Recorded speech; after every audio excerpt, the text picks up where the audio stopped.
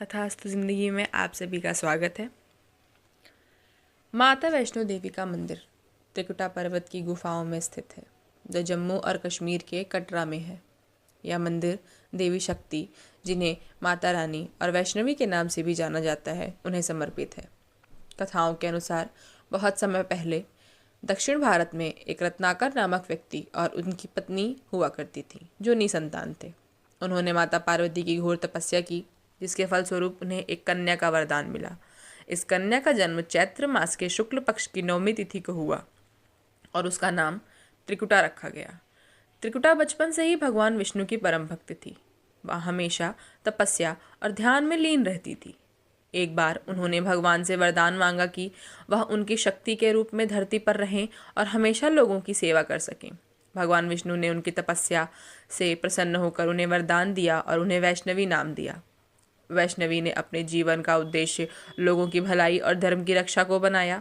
उन्होंने त्रिकुटा पर्वत पर एक गुफा में अपना निवास बनाया और वहां घोर तपस्या करने लगी। वह अपने ज्ञान और करुणा से आसपास के लोगों का सहायता करती थी। उस समय भैरवनाथ नामक एक तांत्रिक था, जिसने वैष्णवी की सुंदरता और दिव्य शक्तियों को देखा। वह वैष्णवी से विवाह करना चाहता था और उनके पीछे पड़ गया।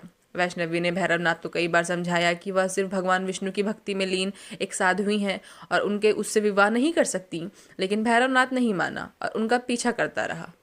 जब वैष्णवी ने देखा कि भैरवनाथ नहीं मानेंगे, तो उन्होंने अपनी जान बचाने के लिए पहाड़ों की ओर दौड़ना शुरू किया। इस दौरान माता ने अपनी दिव्य शक्तियों का उपयोग किया। जैसे वैष्णवी ने एक जगह अपने धनुष से जमीन पर तीर चलाया, जिससे गंगा नदी फूट पड़ी। आज भी उस स्थान पर बाण गंगा के नाम से जाना जाता है और श्रद्धालु उसमें स्नान करते हैं।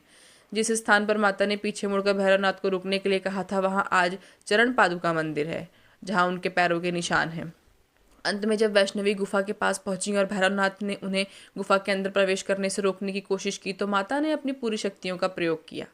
गुफा के मुहाने पर वैष्णवी ने महाकाली का रूप धारण किया और भैरवनाथ का वध कर दिया। मरते समय भैरवनाथ को अपनी गलती का एहसास हुआ और उन्होंने माता से क्षमा मांगी।